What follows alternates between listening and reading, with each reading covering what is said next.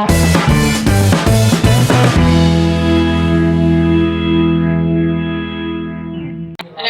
friends. Today I am going to teach you subject science for standard 7 chapter 9. Our chapter name is force and laws of motion.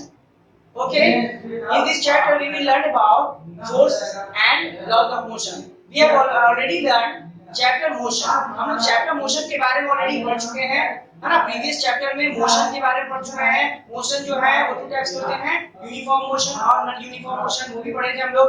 उसके बाद acceleration को भी हम लोग पढ़ लिए, डिस्क्राइब कर चुके थे। वेलोसिटी, एक्सेलरेशन, स्पीड, इन सभी टॉपिक्स को हम लोग डिस्क्राइब कर चुके थे।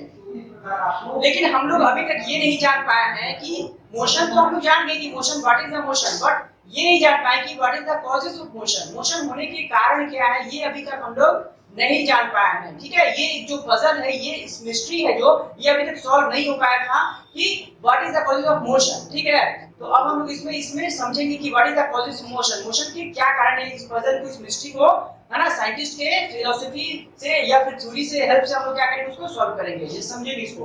तो देखिए, बहुत सारे साइंटिस्ट हैं कि इसके पीछे काम किए हैं, इस पे बहुत सारी थ्योरी दी है, जैसे गैलीलियो गैलीली ने, उसके बाद फिर न्यूटन ने, बहुत सारे इस तरह के अपने थ्योरी को डेवलप किया है, बताया है, उन्होंने डिस्क्राइब किया कि what is the causes of motion. ठीक है, तो हम लोग अपने चारों ओर अराउंड में देखते हैं कि कोई भी चीज हम लोग घरों में या फिर हमारे आसपास में, आस पड़ोस में जो भी चीजें घटनाएं होती है, बहुत सारी इंसिडेंट होती है जिसमें कि बहुत सारी चीजें मोशन करती हैं, है ना। जैसे कि फॉर एग्जांपल मान लीजिए कि हम लोग घरों में टेबल है, उस टेबल को कहीं दूसरी जगह शिफ्ट करना है, उसको हम लोग क्या करते हैं, उसको पुश करते हैं, पुश करके दूसरी जगह ले जाते हैं, है ना, या फिर पुल करके हम लोग ले आते हैं। तो पुश, पुल, है ना, ये सब क्या है, तो पुशिंग या फिर पुलिंग, ये सब क्या है, ये सब करने से मोशन क्रिएट होता है। तो मोशन जब होता है, किसी ऑब्जेक्ट में मोशन आता है, तो हमारे मस्कुलर फोर्स लगता है, हमारी बॉडी का जो मस्कुलर फोर्स है वो उस पे वर्क करता है। इसका मतलब है कि कोई फोर्स उस पे अप्लाइड होगा, तभी क्या होगा कि वो मोशन में आएगा। ठीक है, कोई भी चीज जो है मोशन में तभी आएगा जिस पर कोई फोर्स उस पे अकॉर्डिंग टू टाइम क्या होगा, उस पे फोर्स अप्लाइड किया जाएगा। ठीक है, देखिए, कोई भी फोर्स को देख नहीं सकता है, no one can see force and feel. कोई भी फोर्स को सी नहीं कर सकता है और फील नहीं कर सकता है ना, कोई भी नहीं कर सकता है। फोर्स को कोई देखने वाली चीज नहीं, ना उसको फील कर सकते हैं, लेकिन उसके इफेक्ट को हम लोग जरूर सी करते हैं। फोर्स के इफेक्ट को हम लोग सी करते हैं या फिर फोर्स को उसको फील करते हैं हम लोग, इफेक्ट को, जो क्योंकि फोर्स की वजह से जो मोशन आ रहा है टेबल में, वो मोशन आ रहा है, वो हम लोग फील कर सकते हैं, वो हम लोग उसको सी कर सकते हैं। टेबल यहाँ से वहां चला गया ना, उसमें क्या इफेक्ट आया उसको हम लोग फील कर सकते हैं, उसमें क्या आया। तो मोशन की वजह से क्या होता है कि मैग्नीट्यूड, देखिए हम लोग ये प्रीवियस क्लास में पढ़ चुके हैं कि फोर्स की वजह से क्या होता है कि किसी भी ऑब्जेक्ट में मूवमेंट आती है ना, उसकी मैग्नीट्यूड चेंज होती है, उसमें वेलोसिटी आता है, उसके शेप एंड साइज में भी चेंजिंग आती है। So students, our next topic is balanced and unbalanced force. ठीक है, बैलेंस्ड एंड अनबैलेंस्ड फोर्सेस। तो हम लोग इस टॉपिक में समझेंगे कि बैलेंस फोर्स किसे कहते हैं और अनबैलेंस फोर्स किसे कहते हैं। इसको हम लोग एक एक्टिविटी से, हम लोग अच्छे से एग्जांपल से समझेंगे। देखिए, यहाँ पर एक टेबल पर एक वुडन बॉक्स रखा हुआ है। ठीक है, वुडन ब्लॉक है, वुडन ब्लॉक जो है हमारा यहाँ पर, उसमें दो स्ट्रिंग लगे हुए हैं। ठीक है, दो स्ट्रिंग्स हैं इसमें, एक है एक्स और एक है वाई। ठीक है, दोनों पर क्या हो रहा है कि ये दोनों पर अपोजिट डायरेक्शन में फोर्स लग रहा है। ठीक है, अपोजिट डायरेक्शन में फोर्स लगाया जा रहा है। देखिए, एक्स वाई जो है ये इधर लगा रहा है और एक्स जो है ये इधर है, यानी 2 पर्सन है। अगर एक्स को अपने तरफ खींचे और वाई को, देखिए वाई अगर एक्स जो है अगर अपने तरफ खींचेगा तो ये ये ब्लॉक है, वुडन ब्लॉक जो है वो एक्स की तरफ चला जाएगा।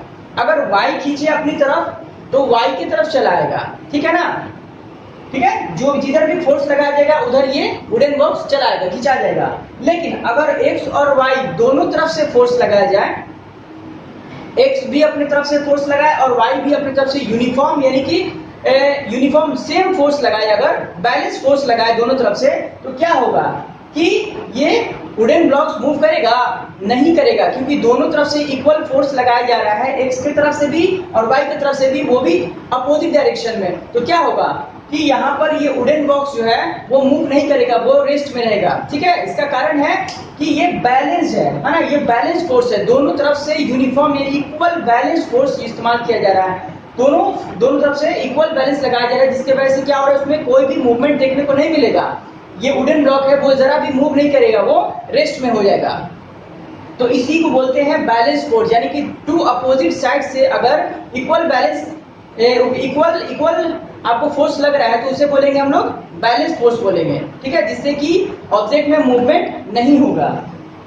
तो यही हम लोग का एक्सपेरिमेंट था, यहाँ पर ये एक्टिविटी था कि two forces acting on A wooden block, दो फोर्सेस लग रहे हैं, अगर ये x वाला ज्यादा होगा तो x अपने तरफ खींच लेगा, अगर y का ज्यादा लगेगा तो y अपने तरफ खींच लेगा, लेकिन जब दोनों तरफ से इक्वल फोर्स लगेगा तो क्या होगा, वो बैलेंस फोर्स कहलाएगा, क्योंकि उसमें कोई मूवमेंट देखने को नहीं मिलेगी वुडन ब्लॉक्स में। फिर अब आगे हम लोग क्या करेंगे कि एक एग्जांपल और देखते हैं। देखिए एक एग्जांपल और है कि कुछ बच्चे हैं, एक वुडन टेबल है, वुडन बॉक्स है, बड़ा सा बॉक्स है, वुडन बॉक्स है, उसको पुश करना चाहते हैं, है ना, उसको क्या करना चाहते हैं, उसको पुश करके धक्का देना चाहते हैं। तो देखिएगा कि जब लिटिल फोर्स होगा, कुछ बच्चे हैं छोटे छोटे, अगर कुछ लिटिल फोर्स लगा रहे हैं उस पर, तो वो जरा भी उसमें मूवमेंट नहीं देखने मिलेगा, उसमें कोई मोशन नहीं होगा, वो हिलेगा भी नहीं, ठीक है। क्यों? क्योंकि उस पर जो है अपोजिट डायरेक्शन में वुडन बॉक्स जो है उसमें फ्रिक्शनल फोर्स लग रहा है अपोजिट डायरेक्शन में। बच्चे तो इस तरफ से मूव कर रहे हैं, चिल्ड्रन अपने तरफ से उसको मूव कराने की कोशिश कर रहे हैं, फोर्स लगा रहे हैं, लेकिन उससे ज्यादा फोर्स फ्रिक्शनल फोर्स यूज हो रहा है नीचे से। फ्रिक्शनल फोर्स कहाँ लग रहा है, वुडन जो बॉक्स है, वुडन बॉक्स और ये जो सरफेस है, जमीन है, उसके अकॉर्डिंग में लग रहा है, उसके दोनों में अकॉर्डिंग में क्या लग रहा है कि फ्रिक्शनल फोर्स लग रहा है, घर्षण वाला फोर्स, ठीक है। वो फ्रिक्शनल फोर्स ज्यादा है उन बच्चों के फोर्स से, इसी वजह से क्या हो रहा है कि वो वुडन बॉक्स हिल भी नहीं पा रहा है। लेकिन अगर कुछ समय के बाद अगर उसमें कुछ बच्चे और आ जाए या कुछ एडल्ट उसमें आ जाए, कुछ लोग मिल करके, बड़े लोग आकर उसको उससे ज्यादा फोर्स अप्लाई किया जाए, फ्रिक्शनल फोर्स से ज्यादा अगर फोर्स अप्लाई किया जाए, तो आप देखिएगा कि वहां पर उसमें मूवमेंट स्टार्ट हो जाएगा, उस वुडन बॉक्स में मूवमेंट स्टार्ट हो जाएगा। क्यों? क्योंकि जो फ्रिक्शनल फोर्स है जो कि सरफेस और वुडन बॉक्स के बेड से लग रहा है उसमें, है ना, वो कम पड़ जाएगा, और जो एक्सटर्नल फोर्स जो है, जो बाहर से पुशिंग का जो फोर्स किया जाए चिल्ड्रंस के थ्रू, वो ज्यादा हो जाएगा, तो उस बॉक्स में, वुडन बॉक्स में मूवमेंट देखने को मिलेगी, ठीक है ना। तो ये क्या कहलाया, ये अनबैलेंस्ड फोर्स कहलाया, अनबैलेंस्ड फोर्स है ये। बैलेंस फोर्स हमने बताया कि दोनों तरफ से अगर इक्वल बैलेंस लगेगा तो फिर वो उसमें मूवमेंट नहीं आएगी, है ना। लेकिन अनबैलेंस फोर्स का मतलब हमने यहाँ पर तो दोनों में इक्वल लग रहा था, लेकिन वहां बच्चे वाला जो हमने केस बताया, उस केस में क्या हो रहा है कि वहां पर बैलेंस नहीं है, बच्चे के थ्रू लीस्ट फोर्स लगाया जा रहा है उसके अकॉर्डिंग टू फ्रिक्शनल फोर्स। वहां अगर दोनों तरफ सेम होता, वैसा केस नहीं है, वहां पर दोनों तरफ सेम होने वाला, वहां पर एक्स्ट्रा लगा रहा है, फ्रिक्शनल फोर्स लगा रहा है, क्योंकि ताकि वो रेस्ट में रह सके। नीचे से फ्रिक्शनल फोर्स ज्यादा है अगर, और बच्चे का जो फोर्स बच्चे लगा रहे हैं, फोर्स लगा रहे हैं वो कम है, तो वहां पर वो सब क्या है, एग्जांपल ऑफ अनबैलेंस हो गया, अनबैलेंस फोर्स का एग्जांपल है वहां पर, ठीक है। और वही बात है कि ज्यादा अगर फ्रिक्शनल फोर्स ज्यादा कर दिया है तो रेस्ट में है, अगर बच्चों का फोर्स ज्यादा हो गया फ्रिक्शनल फोर्स से तो वो मोशन में आ जाएगा, तो इसको अनबैलेंस फोर्स बोलते हैं, ठीक है। जैसे कि हम लोग देखते हैं कि जब हम लोग साइकिल को रन करते हैं, तो जब साइकिल का हम लोग पैडल को घुमाते हैं, तो पैडल घुमाते हैं तो क्या होता है, साइकिल बहुत ही स्पीडली रन करता है, लेकिन जैसे ही हम लोग पैडल को घुमाना बंद कर देते हैं तो वो क्या होता है, उसका स्पीड स्लो हो जाता है, मोशन में कमी आ जाती है ना। जिससे इसका मतलब क्यों होता है, उसके मोशन में, साइकिल के मोशन में कमी क्यों आ जाती है, साइकिल में मूवमेंट में कमी क्यों आ जाती है, स्पीड में, क्यों? क्योंकि फ्रिक्शनल फोर्स बढ़ जाता है, जो साइकिल के टायर और जो रोड है उसके बीच का जो फ्रिक्शनल फोर्स वो बढ़ जाता है, क्योंकि पैडल का जो फोर्स है वो कम होने की वजह से फ्रिक्शनल फोर्स बढ़ जाएगा, जिसके वजह से उसके मूवमेंट में कमी देखने को मिलेगा, है ना, उसके मोशन में डिक्रीजिंग देखने को मिलेगा। अगर जैसे ही फिर दोबारा अगर पैडल को स्पीड घुमा दिया जाता है तो क्या होगा, स्पीड घुमाएंगे हम लोग पैडल को तो फिर वो फास्टली मूव करने लगेगा, उसका फ्रिक्शनल फोर्स जो है रोड और जो टायर के बीच में लग रहा था वो अब कम हो जाएगा, ठीक है। तो इस तरीके से देखने में क्या मिला हम लोग को, ये भी क्या एग्जांपल ऑफ अनबैलेंस फोर्स है। तो बैलेंस फोर्स का एग्जांपल हमने यहाँ पर फिगर के थ्रू समझा दिया, और अनबैलेंस का एग्जांपल हमने वो बच्चों और वुडन बॉक्स वाला एग्जांपल दिया, या फिर आपको साइकिल का जो मूवमेंट होता है उसमें हमने बताया कि वो भी अनबैलेंस फोर्स है, ठीक है। फ्रिक्शनल फोर्स अगर ज्यादा हो जा रहा है तो साइकिल के मूवमेंट में कमी, या फिर अगर एक्सटर्नल फोर्स जो पैडल में ज्यादा देंगे तो क्या होगा कि फ्रिक्शनल फोर्स में कमी आएगा, इसकी वजह से मूवमेंट स्पीडली होगा साइकिल। तो ये था हमारा बैलेंस और अनबैलेंस फोर्स। तो दोनों ही हम लोग एग्जांपल के थ्रू अच्छे समझ लिए। इस टॉपिक को हम लोग क्या सर सीखे कि बैलेंस फोर्स क्या होता है, ठीक है। बैलेंस फोर्स जो कि दोनों तरफ से अगर इक्वल फोर्स लगाया जाए तो कोई भी चीज जो है वो रेस्ट में हो जाएगा, तो वो बैलेंस फोर्स कहलाएगा। फिर उसके बाद अनबैलेंस फोर्स जो था, जिसमें कि एक तरफ से ज्यादा अगर फोर्स हो रहा था, जैसे फ्रिक्शनल फोर्स ज्यादा हुआ तो रेस्ट में अगर एक्सटर्नल फोर्स ज्यादा हो रहा है, मैन पावर ज्यादा लग रहा है वहां पर, तो क्या हो रहा है कि फ्रिक्शनल फोर्स कम हो जाए, जिसकी वजह से मोशन में आ जा रहा है। तो ये था अनबैलेंस फोर्स और बैलेंस फोर्स। हेलो स्टूडेंट्स, तो हमारा नेक्स्ट टॉपिक है फर्स्ट लॉज ऑफ मोशन। ठीक है, तो हम लोग फर्स्ट लॉज ऑफ मोशन को देखेंगे। इसको समझने से पहले सबसे पहले हम लोग देखते हैं कि गैलीलियो गैलीली ने क्या किया कि इस चीज को, क्योंकि हम लोग जानते हैं कि गैलीलियो और न्यूटन ने क्या किया कि इसके थ्योरी को, क्योंकि what is the causes of motion, इस पे थ्योरी पे काम किया था। तो गैलीलियो ने बताया एक चीज, ठीक है, कि देखिए क्या होता है कि इस एक्टिविटी के थ्रू उसने समझाया, लेकिन ये थोड़ा एक्टिविटी बहुत डिफिकल्ट है, नॉर्मल लोग के लिए समझने के लिए थोड़ा सा डिफिकल्ट है, लेकिन थोड़ा सा इसको हम लोग समझेंगे, समझने की कोशिश करेंगे। क्योंकि देखिए इसमें ना उसने ग्रेविटेशन की पहले कोई बात की है, ना फ्रिक्शनल फोर्स की बात की है, ठीक है, तो इसीलिए थोड़ा सा ये कॉम्प्लिकेटेड हो जाए समझना। ठीक है, देखिए इसमें क्या कह रहा है, ये कह रहा है कि अगर कोई, देखिए ये इंक्लाइन प्लेन बना हुआ है दो, अगर कोई ऑब्जेक्ट जो है ये यहाँ से कोई बॉल है, ठीक है, कोई मार्बल बॉल लिया हुआ उसने, और यहाँ से इसने मूव कराना स्टार्ट किया, तो उसकी जो वेलोसिटी होगी वो इंक्रीज करेगी। जाहिर सी बात है, कोई भी स्लोपिंग चीज का हम अगर कोई रोल कराते हैं बॉल को, तो वो इसकी वेलोसिटी इंक्रीज कर जाती है, ये वेलोसिटी इंक्रीज करेगी। अब यहाँ पर देखिए ये अगर सेम एंगल से, देखिए इसका एंगल अगर हमने सेम रखेंगे, अगर दोनों इंक्लाइंड प्लेन का एक बगल में सामने उसका अपोजिट में इंक्लाइंड प्लेन है, अगर इन दोनों का एंगल सेम टू सेम होगा तो क्या होगा, गैलीलियो के अनुसार ये हम बता रहे बात कि ये जो मार्बल बॉल है यहाँ आने के बाद, अगर इसका यहाँ पर आने के बाद ये बॉल क्या करेगा कि फिर ये ऊपर जाना चाहेगा, है ना। ये यूनिफॉर्म मोशन में जो है, यूनिफॉर्म मोशन में क्या होगा कि ये ऊपर की ओर चला जाएगा ना, ये सेम डिस्टेंस कवर कर लेगा यहाँ तक। ये गैलीलियो बता रहे हैं ये बात कि यहाँ से अगर कोई बॉल को किया जाए तो अगर एंगल सेम है तो क्या करेगा, ये ऊपर सेम डिस्टेंस चल जाएगा, फिर ये इसी तरीके से इधर आ जाएगा, फिर इधर चला जाएगा, इस तरीके से। लेकिन रियल जिंदगी में तो ऐसा होता नहीं है, क्योंकि ये स्लो हो जाता है फ्रिक्शनल फोर्स की वजह से। लेकिन यहाँ कोई फ्रिक्शनल फोर्स या ग्रेविटेशनल फोर्स की बात नहीं कही जा रही है।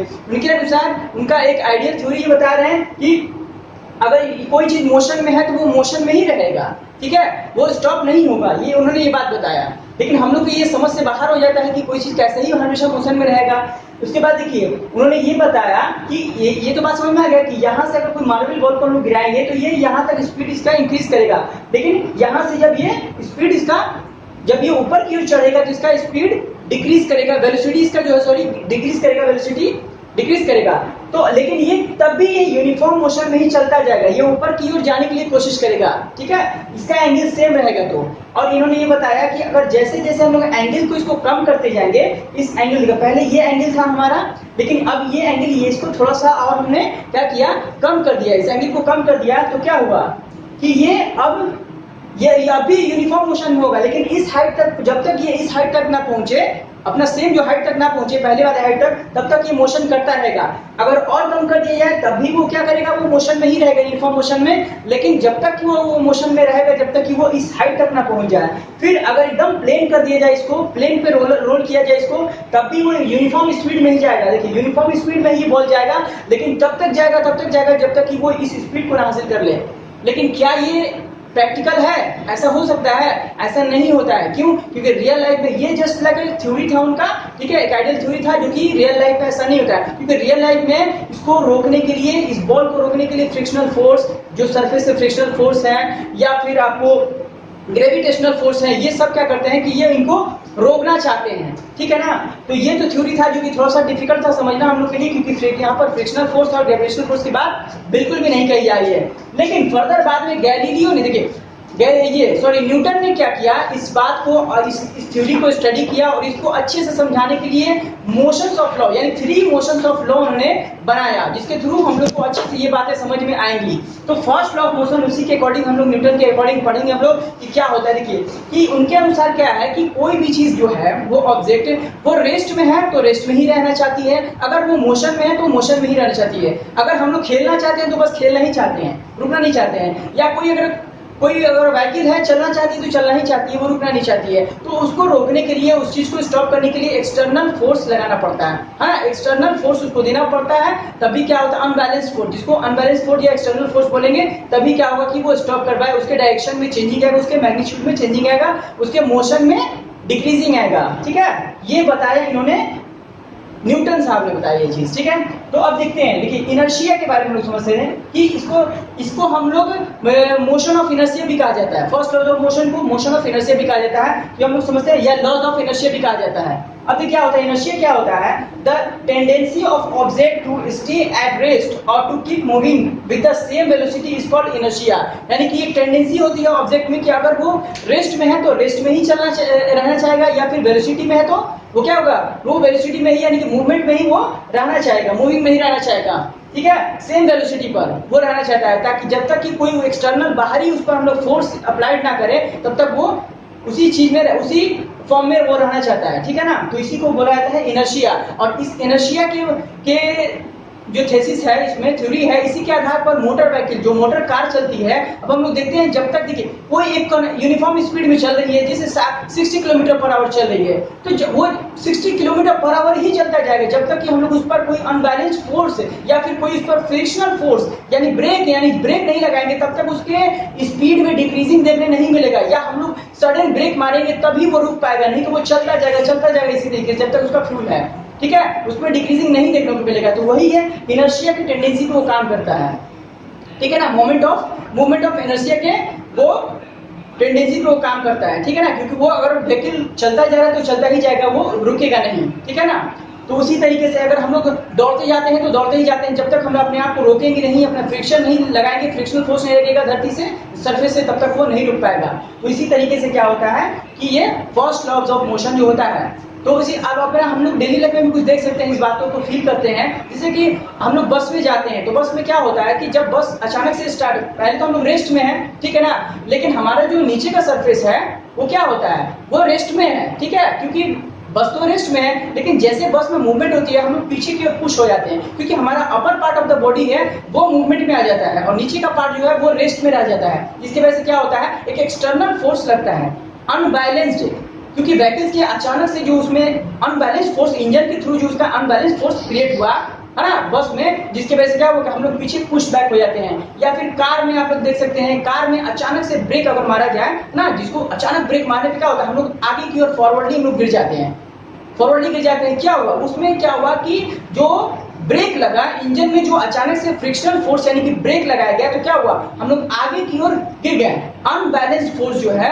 अनबैलेंस फोर्स लगने की वजह से हम लोग की बॉडी क्या होगी, आगे की ओर पुश करेगी, आगे की ओर क्या होगी, गिरना चाहेगी। तो ये इंजरीज भी हो सकता है। तो इसको बचने के लिए हम लोग कार वगैरह में क्या करते हैं कि बेल्ट लगाते हैं, सीट बेल्ट लगाते हैं, जिसकी वजह से क्या होता है कि जो फॉलिंग है वो बचा देता है ना, जो फॉलिंग वाली जो कंडीशन है उससे हम लोग बच सकते हैं इसके सीट बेल्ट की वजह से, ठीक है। तो इस तरीके से है फर्स्ट लॉज ऑफ मोशन में न्यूटन ने बताया कि कोई भी चीज जो है अगर वो रेस्ट में है तो रेस्ट में ही रहना चाहती है, अगर मोशन में है तो मोशन में ही रहना चाहती है, लेकिन उसमें जब तक कोई एक्सटर्नल फोर्स नहीं लगाया जाए तब तक उसके रेस्ट में या फिर मोशन में कोई चेंजिंग देखने को नहीं मिलेगी, उसके डायरेक्शन में, उसके मैग्नीट्यूड में कोई भी चेंजिंग देखने को नहीं मिलेगी। ये बात गैलीलियो ने नहीं समझाई। गैलीलियो ने सिर्फ इतना बता दिया था कि बस ये चलता ही जाएगा, लेकिन ऐसा तो होता नहीं है कभी भी, है ना। उन्होंने ग्रेविटेशनल फोर्स या फ्रिक्शनल फोर्स का कोई बात ही नहीं किया, जिसके वजह से जो है वो समझना थोड़ा मुश्किल था। लेकिन इसी को स्टडी करके फर्दर न्यूटन ने क्या किया कि इस बात को क्लियर किया कि हाँ कोई चीज जो आखिर क्यों रुक जाती है।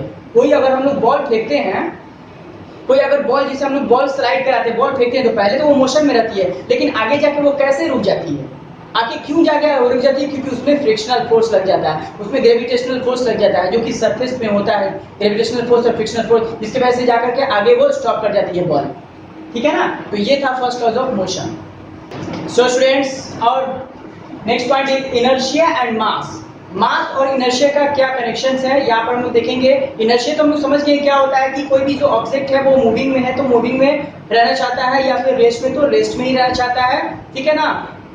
सेम वेलोसिटी में, है ना, सेम वेलोसिटी में क्या होता है कि सेम स्पीड में वो मूविंग में रहना चाहता है या फिर रेस्ट में रहना चाहता है। तो देखिए यहाँ पर क्या है, इनर्शिया एंड मास का क्या रिलेशनशिप है ये हम लोग देखेंगे। देखिए मास डिपेंड करता है, मास पे डिपेंड करता है इनर्शिया, कि ज्यादा मोर इनर्शिया किसमें लगेगा।